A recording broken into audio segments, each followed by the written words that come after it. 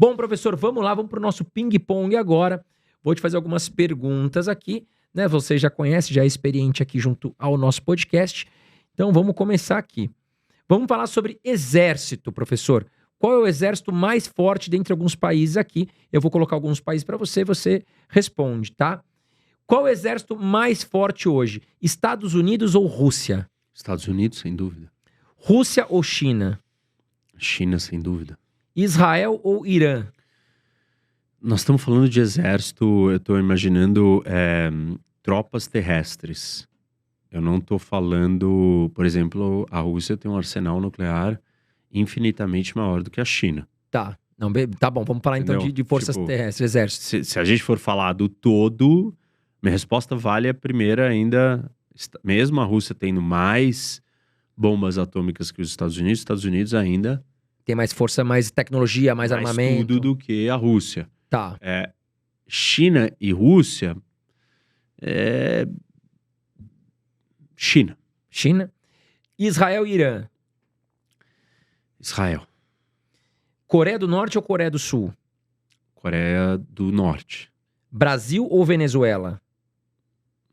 Isso é difícil. Tecnicamente tem que ser o Brasil, mas é que a gente não está se preparando para isso. Enfim, no final das contas, nós somos um país muito maior que a Venezuela. E claro que se a gente entrar em guerra, nós vamos conseguir lidar com a Venezuela de um jeito que a Venezuela não vai conseguir vencer a gente. Venezuela ou Chile? Venezuela. Venezuela? Professor, a gente estava conversando aqui nos bastidores, recentemente eu estive em Cuba, né?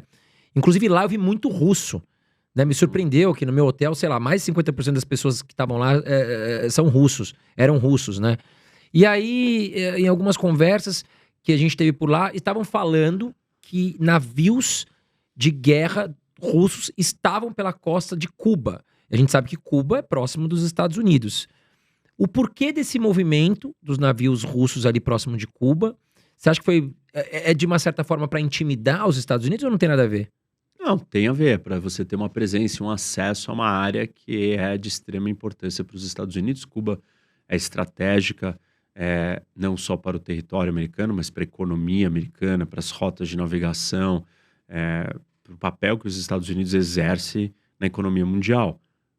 Porque Cuba está localizada na saída do Golfo do México. O Golfo do México é onde desemboca o maior rio dos Estados Unidos, que é o Mississippi, e o Mississippi corta o país de ponta a ponta e está sobreposto à maior terra agrícola contígua do mundo, que é o Midwest. Então, grande parte da riqueza dos Estados Unidos começa com esse acesso geográfico e ele poderia ser impedido, danificado, prejudicado com a presença de inimigos dos Estados Unidos na ilha que tem o controle de entrada e saída do Golfo do México, que seria a ilha capaz de você fazer um bloqueio naval.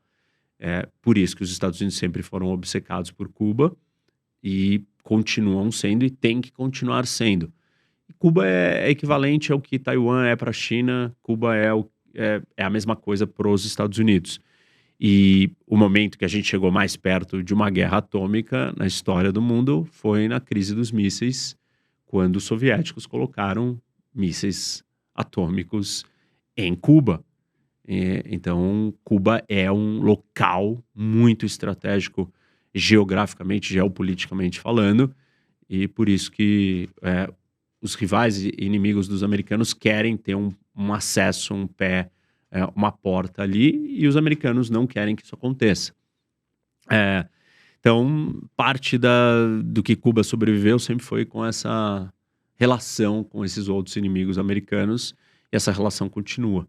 E os americanos, óbvio, ficam de olho, mas, enfim, não acham que a Rússia vai partir para um ataque porque ele está passando com um navio ali. Não é necessário impedir que esse navio chegue ali nesse momento.